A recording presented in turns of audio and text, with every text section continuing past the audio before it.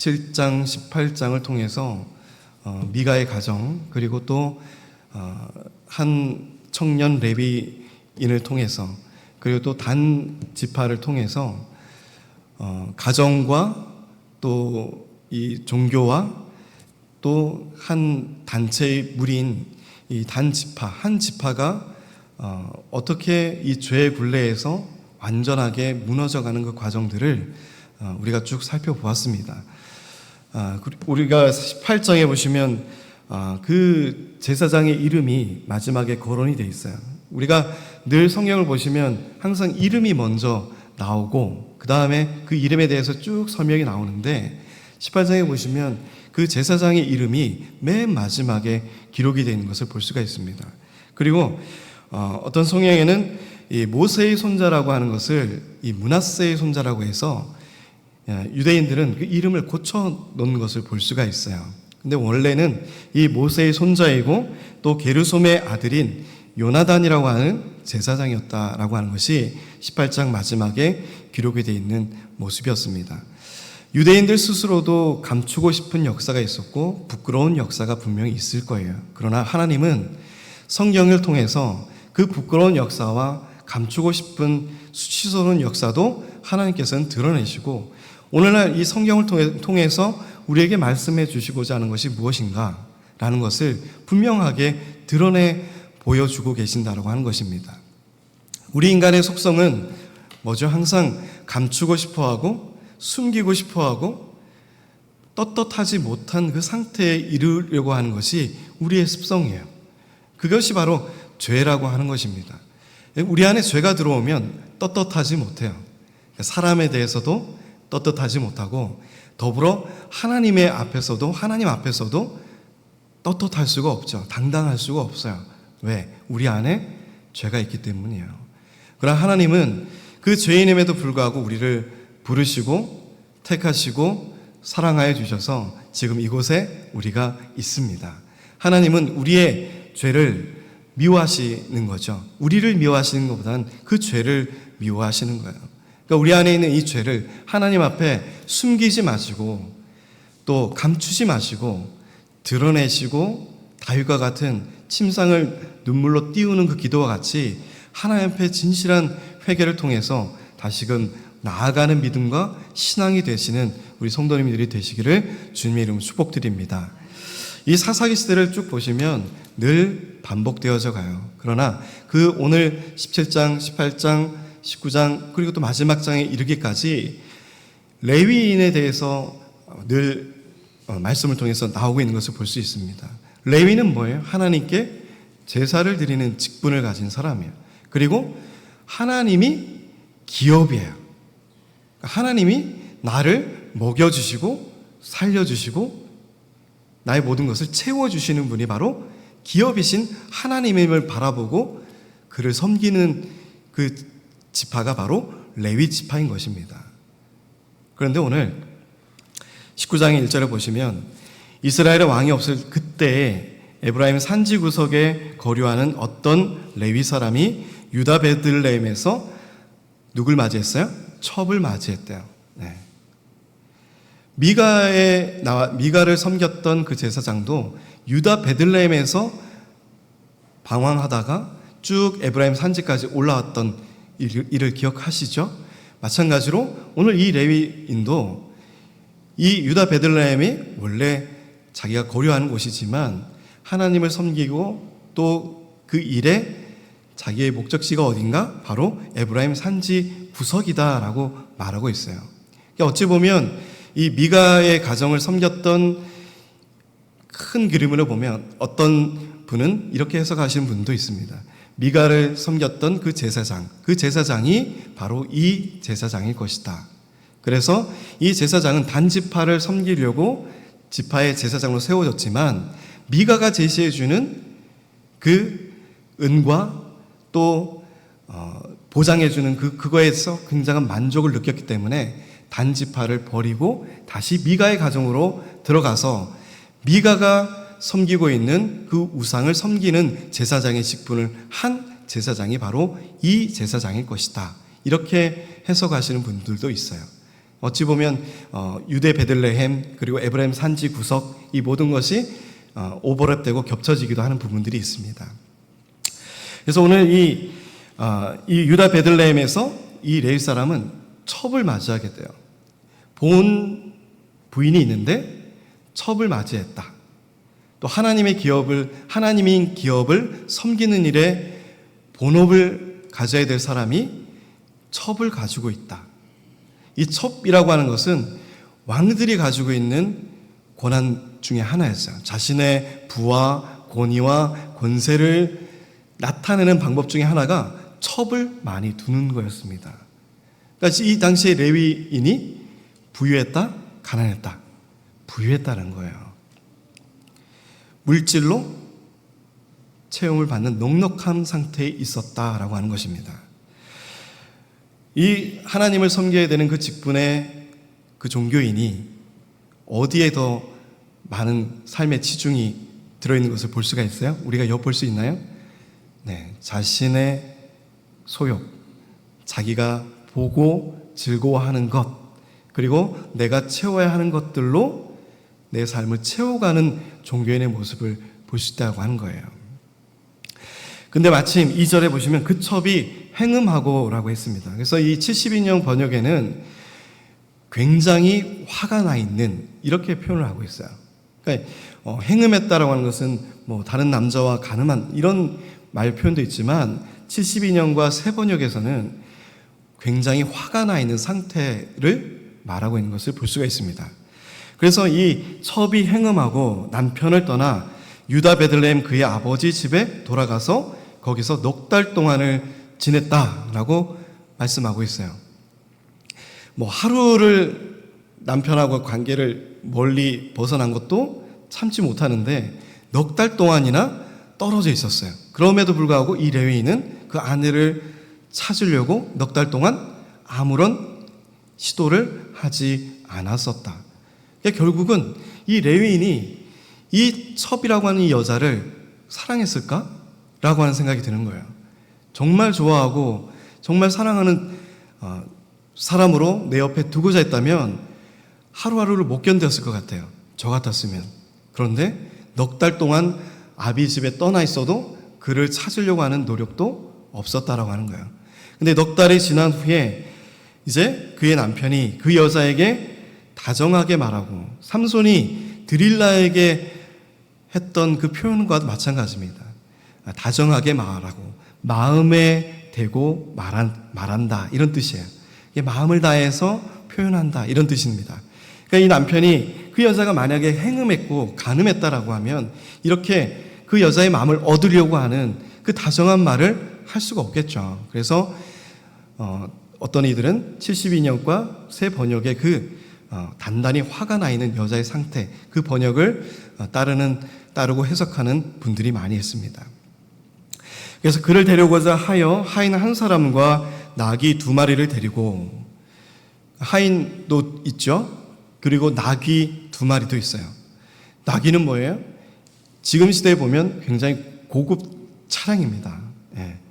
어찌 보면 수입 차량과 마찬가지예요. 그 2대를 가지고 끌고 가는 거죠. 그리고 한 대는 와이프를 태워오려고 자기의 첫 아내를 태워오려고 하인을 데리고 낙이 2마리를 끌고 가는 거예요.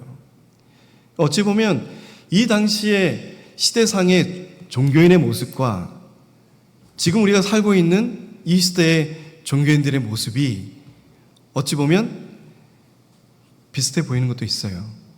물론 정말 하루하루 하나님의 일을 감당하기 위해서 눈물로 기도하고 정말 가진 것이 없어서 정말 부르짖으며 목회를 하시는 목사님들도 많이 있지만 그 이외의 반면에는 너무나도 넘치고 부유해서 정말 차량도 교회에서 몇 대씩 제공을 해주고 어떤 차를 타고 다녀야 될지 그 차량도 많이 두고 있는 그런 부유한 목회자들도 우리가 바라보게 되는 것이 오늘날의 현실입니다.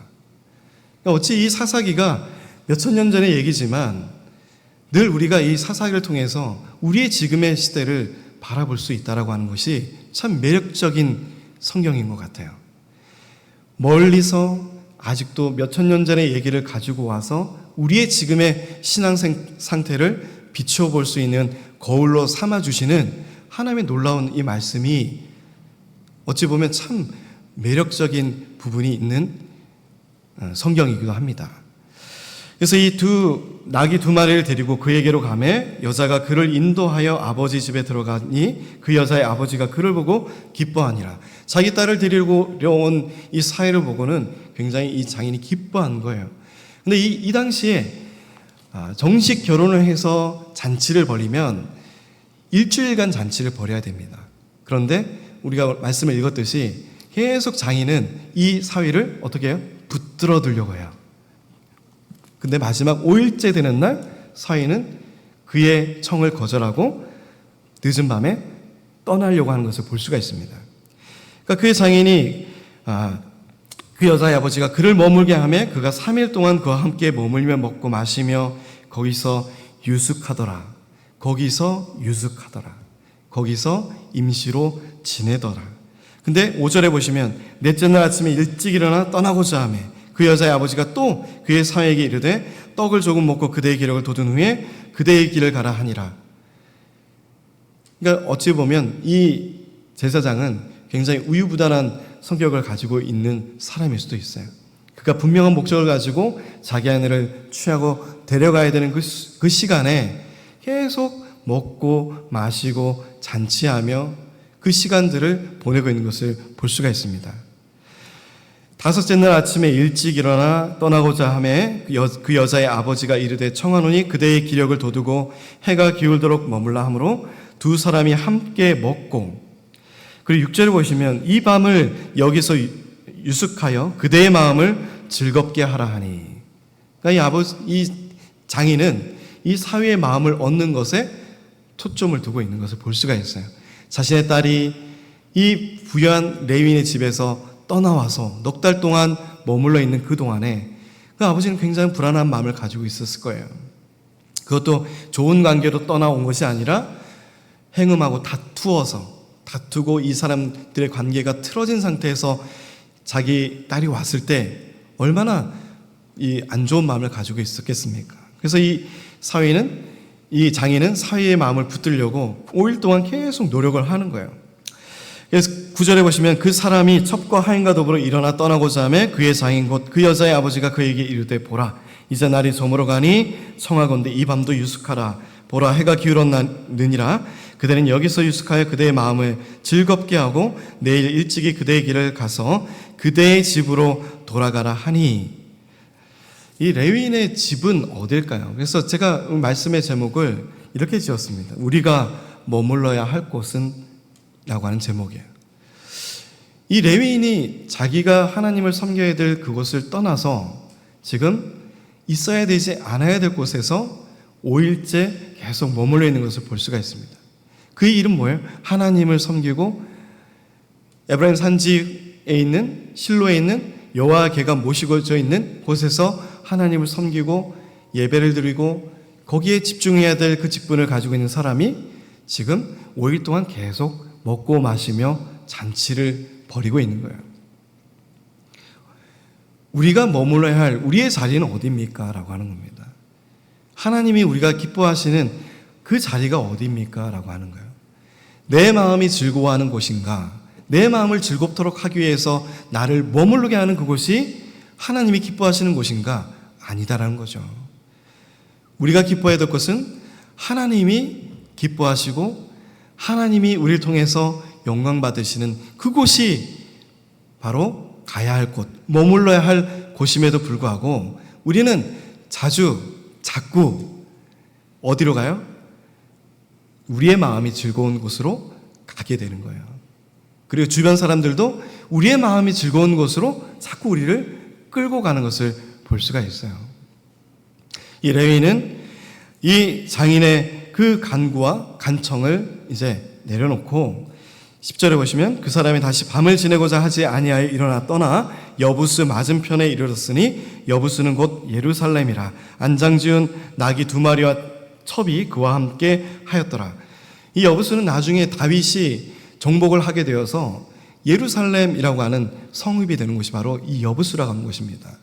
그래서 이 하나님께서 이 단지파와 베냐민 지파를 통해서 정복하라고 한 이 땅을 정복하지 못한 이 결과가 이 여부수의 땅을 다른 족속들이, 가나안 족속들이 이 땅을 차지하고 있는 것을 볼 수가 있어요.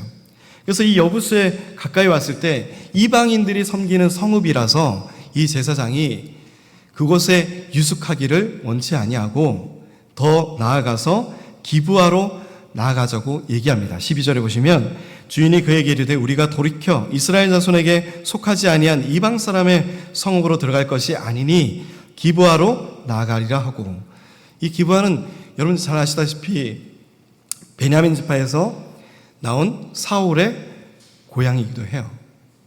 그래서 이 기브아는 어느 곳이다? 베냐민 지파가 속해 있는 곳이다라고 하는 거예요. 그러니까 자신의 민족이 정복하고 있고 점유하고 있는 그 땅에 갔을 때는 자기가 더 섬김을 받을 수 있는 거죠. 잘 대접을 받을 수 있을 것이라 생각해서 이쪽 여부스 땅이 아니라 위로 더 올라가서 기브아 땅으로 가자라고 얘기하는 것입니다. 그래서 또 그 종에게 이르되 우리가 기브아나 라마 중 한 곳에 가서 거기서 유숙하자 하고, 13절에 그래서 모두 앞으로 나아가더니 베냐민에 속한 기브아에 가까이 이르러 해가 진지라.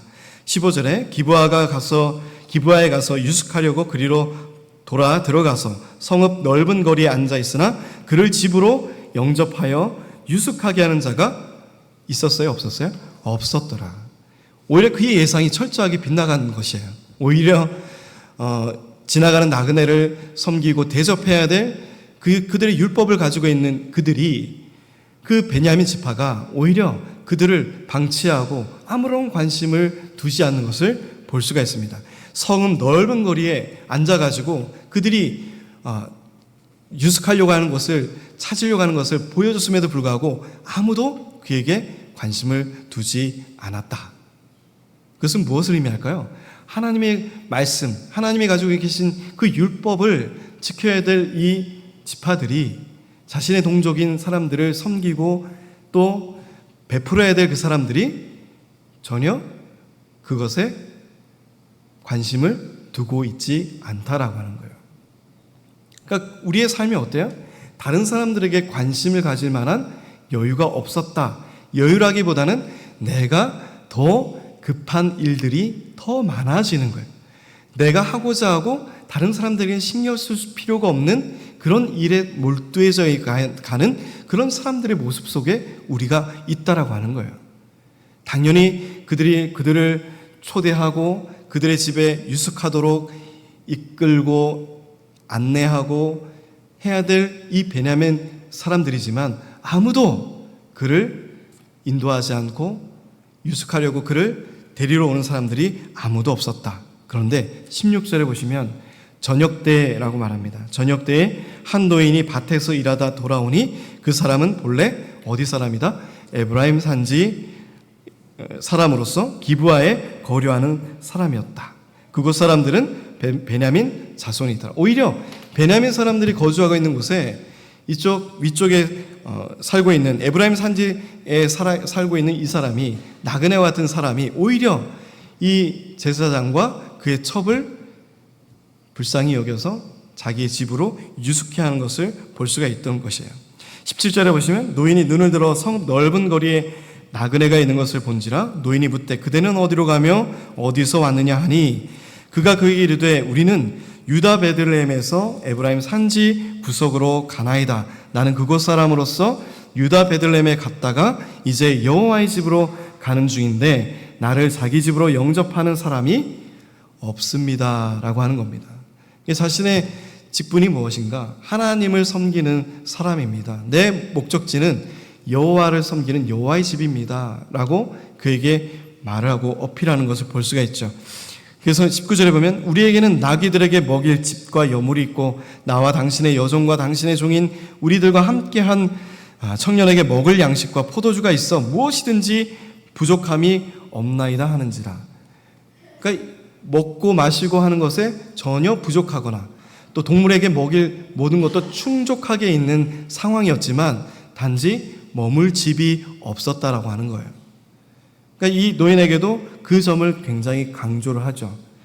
그 노인이 이르되 그대는 안심하라. 그대 있을 것은 모두 내가 담당할 것이니 거리에서는 유숙하지 말라 하고, 그리고 자신의 집에 들어가서 나귀를 먹이고 그들이 발을 씻고 또 먹고 마시는 모습을 볼 수가 있습니다.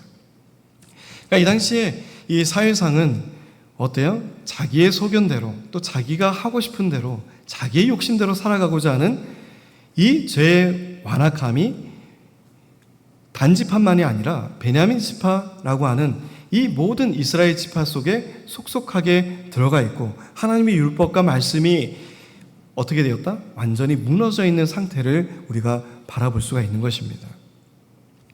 22절에 그들이 마음을 즐겁게 할 때 그 성읍의 불량배들이 그 집을 에워싸고 문을 두들기며 집주인 노인에게 말하여 이르되 내 집에 들어온 사람을 끌어내라. 우리가 그와 관계하리라 하니.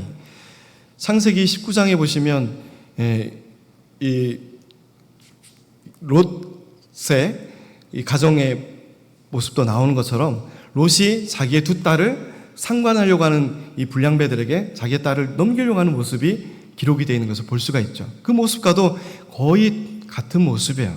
그래서 이 들어온 사람들을 우리가 관계하려고 하니 집주인 사람이 그 사람들에게 그들에게 나와서 이르되 23절에 아니라 내 형제들아 청하노니 이 같은 악행을 저지르지 말라. 이 사람이 내 집에 들어왔으니 이런 망령된 일을 행하지 말라.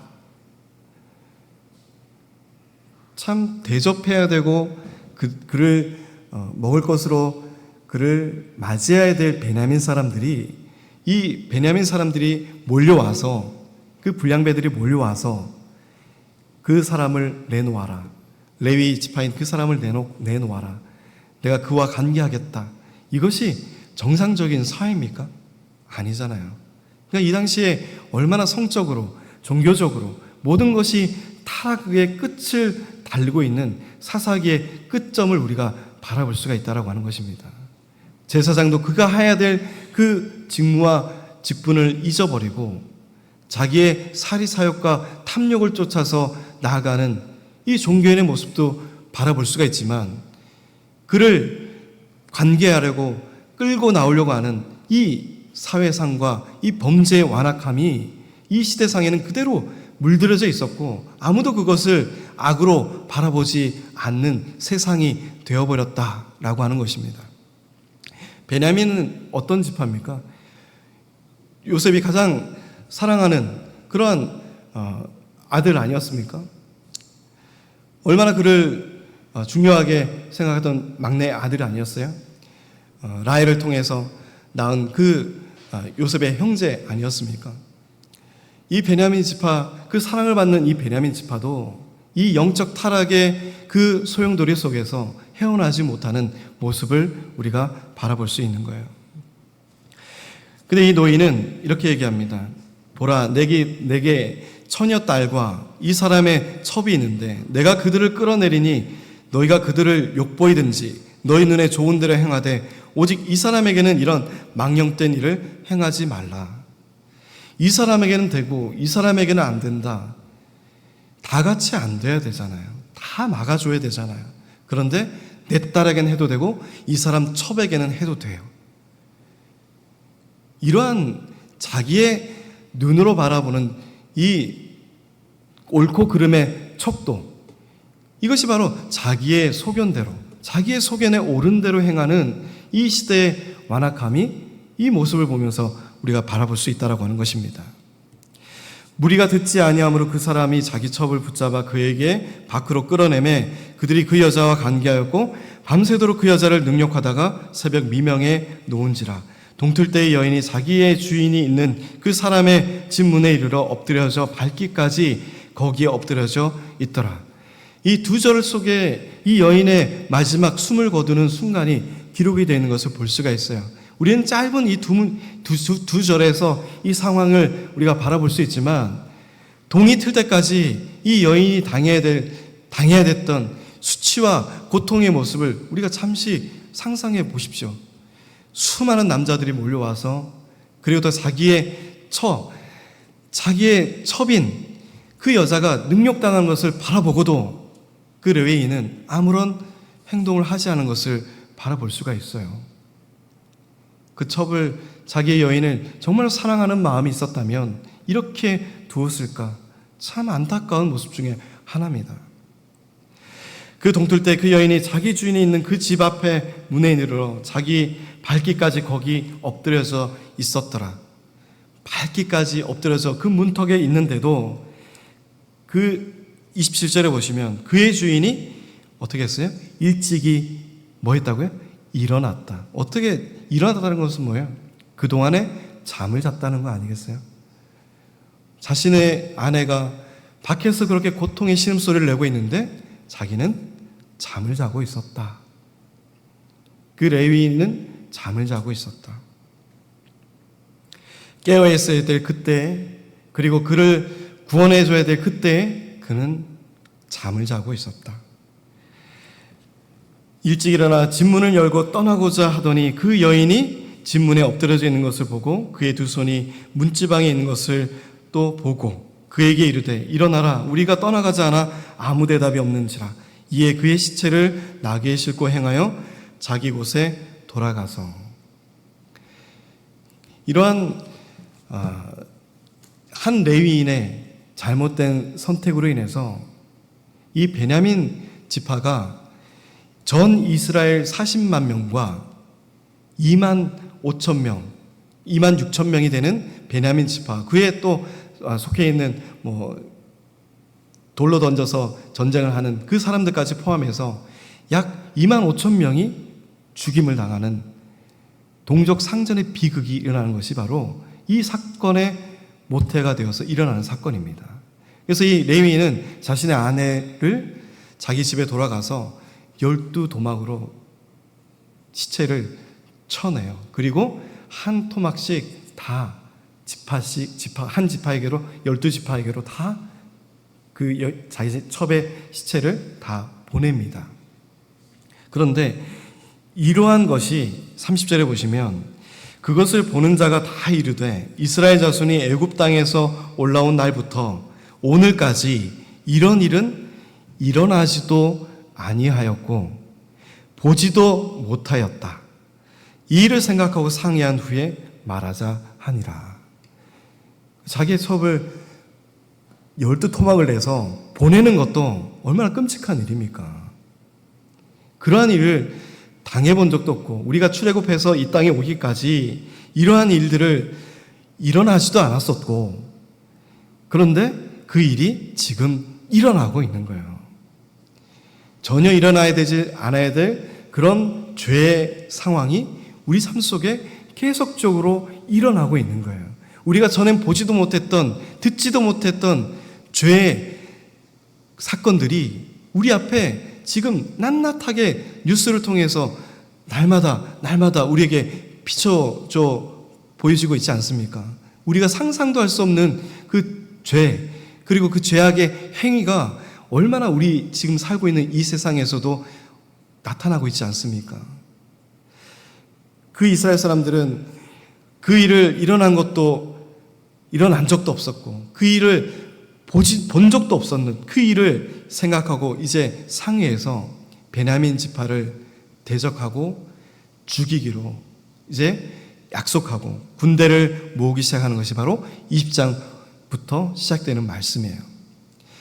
그러니까 자신의 직분을 잃어버리고 자기가 머물러야 할 그곳을 떠나서 자기의 마음이 즐겁고 다른 사람들의 마음을 즐겁게 해주기 위한 그 장치 속에서 우리가 살아간다면 우리가 마땅히 머물러야 되고 우리가 마땅히 있어야 할 그곳을 떠나버린 삶의 모습에 우리를 바라보게 되면 지금도 우리는 이러한 길에 설 수 있다라고 하는 것을 사사기를 통해서 우리 하나님께서 보여주시는 겁니다. 우리 하나님을 믿고 또 예수 그리스도를 나의 구주로 믿고 구원함을 받고 천국 백성으로 삶을 살아가는 이 땅에 하나님의 택함받은 지파 아니겠어요? 우리는 하나님께 제사장으로 나가는 만인 제사장으로서의 예배를 드리는 자들입니다. 하나님께 하나님을 기업으로 삼고 우리의 것을 내려놓고 나의 삶에 하나님의 것으로 가득 채우며 하나님께 영광 드려야 될 그 지파에 속한 사람들이에요. 이방인으로서 하나님께서 우리를 불러내시고 바울을 통해서 복음을 듣게 하여 주시고, 이제는 이방인 외에 있는 사람이었지만 이제는 예수를 통해서, 예수님을 통해서 우리는 한 형제가 되었고 한 하나님 안에 거하는 포도나무와 가지가 된 그러한 사람들이 되었습니다. 우리의 신분과 우리의 상황은 예전과 같지 않아요. 완전하게 변화된 직분과 삶을 살아가야 될 우리들의 삶입니다.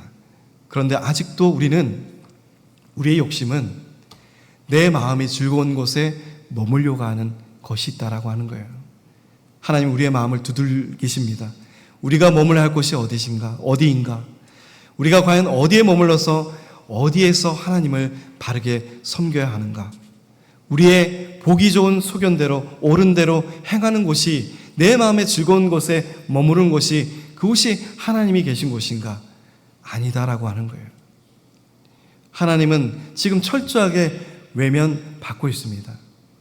그의 제사장이 섬기는 하나님은 이방의 신들이었고, 자기 집에서 섬기는 드라빔이었고, 자기가 좋아하는 것들로 가득 채워진, 돈으로 살 수 있는 것들로 채워진 신이었다고 하는 거예요.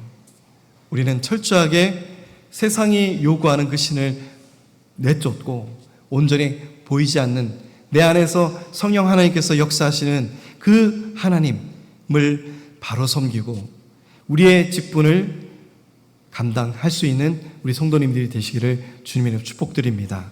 우리가 머물러야 할 곳, 하나님이 기뻐하시는 바로 그 실로, 하나님이 임재한 곳, 바로 이 교회 안에서 하나님을 섬기고 바르게 섬기고, 하나님이 기뻐하시는 것이 무엇인가에 초점을 두고 내가 기뻐하는 것에 초점을 두는 이 시대의 삶을 살아가는 종교인들이 아니라, 하나님이 기뻐하시는 것이 무엇인가, 거기에 더 마음을 두고, 그것이 바로 참으로 즐거운 삶인 것을 고백하는 우리 믿음의 성도님들이 되시기를 주님의 이름으로 축복드립니다.